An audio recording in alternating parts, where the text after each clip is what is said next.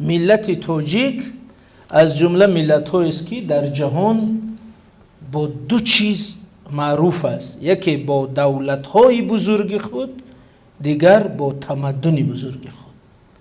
همین دو چیز است که در تاریخ ما نمونه بودیم و اگر دولت‌های بزرگ ما رو پیش رو آورید، ایمپریاهای بزرگ ما رو پیش رو آورید، ما از بامداد تاریخ صاحب دولت بودیم و به بشر دولتداری رو آموختیم. ما استاد دولتداری برای بشر بودیم. این یک. دوم، از نظر فرهنگ و تمدن، تاجیکان ملتی هستند که به جهان یک سلسله بزرگی فرزندانی برومند اهل علم و فرهنگ و معرفت و دین و هنر را دادن که اونا بزرگترین نمایندگان تمدن بشری حساب میشن. اگر شما بعد همین مجلس در اینترنت همین را شاید بینید، در پیشی ساختمان یونسکو، یعنی اداره علم و فرهنگ سازمان ملل متحد، یک مجسمه ایستاده است. 4 طاق بزرگان، یعنی 4 ایوان است، همین خیلی مثل همین منبر، و از 4 طرف 4 نفر نشسته است. در زیرش نوشته است که 4 بزرگی تمدن بشری و هر 4ش تاجیک است. یعنی ابن سینا، زکریای رازی، ابو ریحان بیرونی، عمر خیام.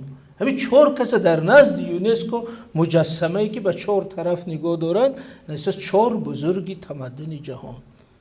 پس همین است این ملت، این است فرزندانش، این است سطحش، این است سابقش.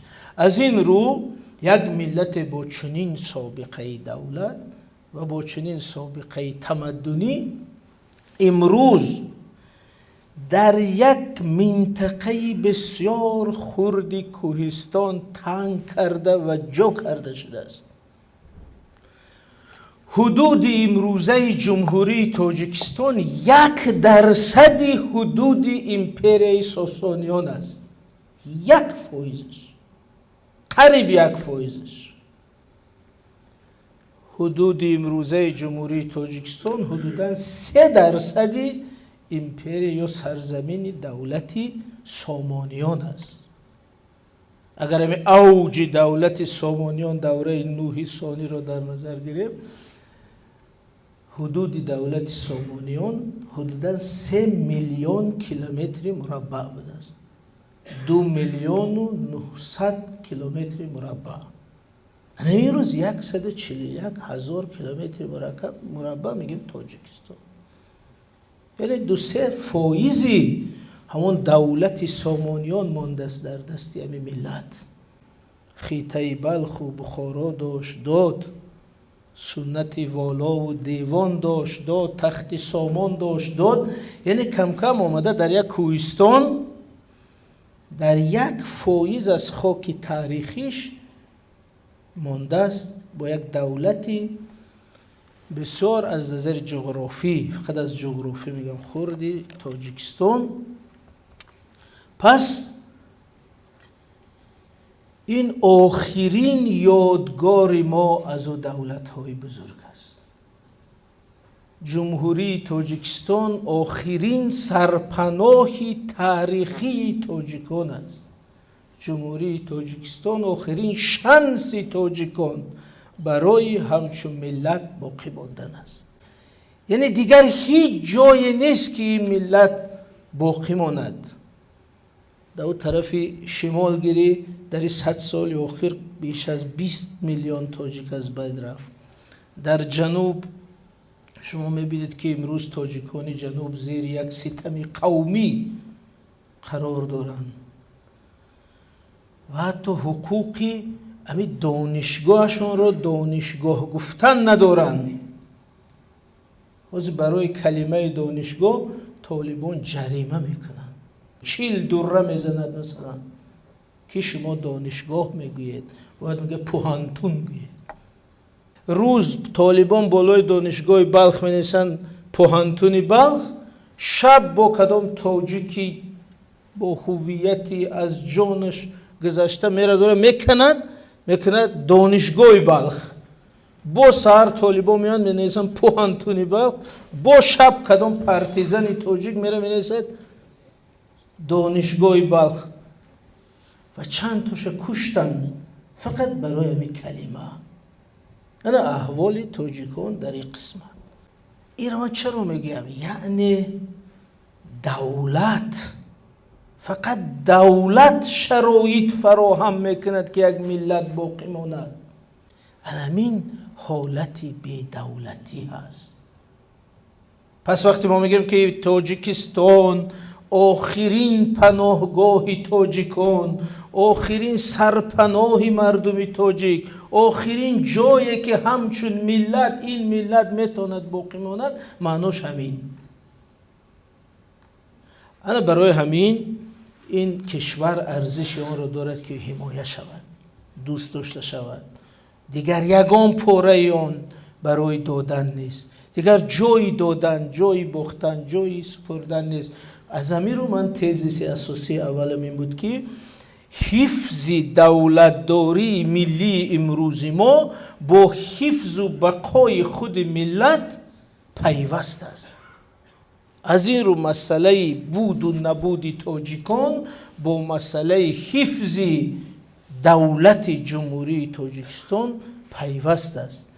از این رو حفظ تاجیکستان برای ما امروز مسئله حیاتی است، دیگه مسئله سیاسی است، مسئله حیاتی. سال 1924 این منطقه بزرگ آسیای مرکزی را وقتی تقسیم کردن، دشمنان و بدخواهان دولتداری تاجیکان اول اجازت ندادند که تاجیکان صاحب دولت شود.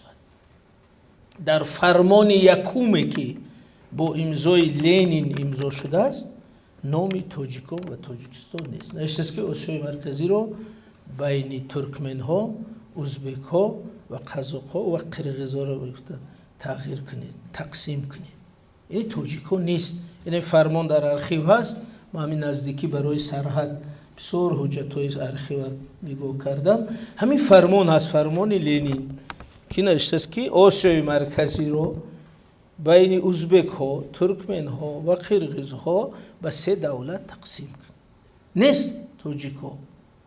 دوم، بعدی که جنجال‌های زیاد نماینده‌های تاجیکان کردن، در میانه سال 24 قرار شد که در ترکیب ازبکستان ولایت تاجیکستان تأسیس شود. یعنی نقشه اول ده نوشته بود ولایت تاجیکستان و ولایت تاجیکستان همگی 3 منطقه رو در بر میگرفت: مسچو، دوشنبه و غرم. تمام همین ولایت تاجیکستان باشه. باز بعد که قهرمانای ما مثل نصرت الله مخزوم خصوصا در این مبارزه تلاش کردن، اخیر راضی شدند که استراوشان و اروتپا و پنجکین و کلاب و قرغان تپه را همراه کردن. این شد جمهوری اتونومی تاجیکستان. خب برای همین اگر شما همین فرمان تأسیس تاجیکستان ببینید، در اونجا نوشته است پونکت 1 جمهوری شوروی اتونومی سوسیالیستی تاجیکستان تأسیس شود. بند 2 اروتپا و پنجکین با آن همراه شود. چرا این نوشته است؟ چون که در اول اینا نداده بودن، اینا نبود اول. بعد در اون فرمان امروز آخر گفتن پونکت 2 نباشه. در اون فرمان چرا باید نویسد؟ در اونجا نوشته که اروتپا و پنجکین با آن همراه شود. خب بعداً با تلاش‌های قهرمان ملی شیرین شاه و تیمور، پامیر نام داشت بدخشانه، پامیر هم به تاجیکستان یکجا شده و جمهوری مختار اتونومی تاجیکستان به وجود آمد.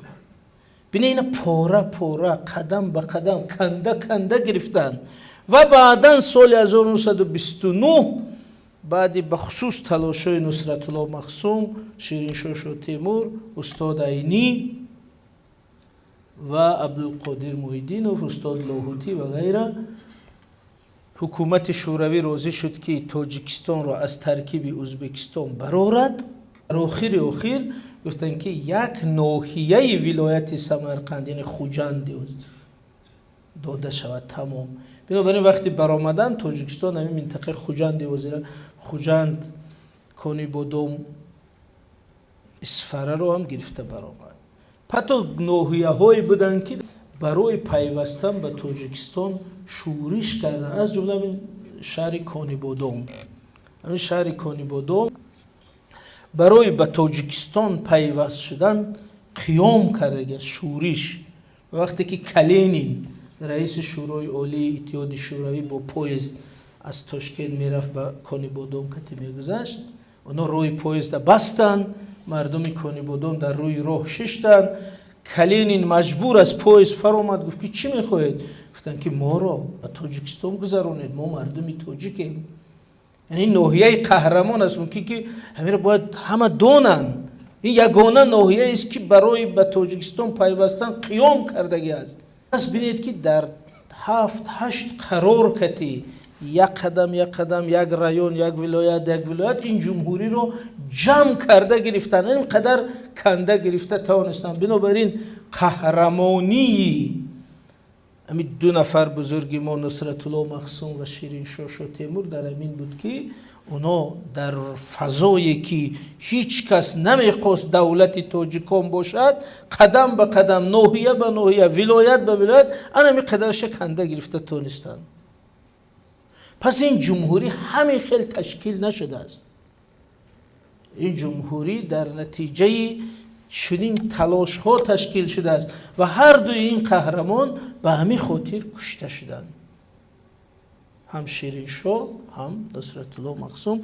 و مکتوباشون به استالین، با حکومت شوروی، به چچرین در ارخیوا هست که چگونه اونو اعتراضا کردن، نوشتن، گفتن و هر دوش در همین راه کشته شدند.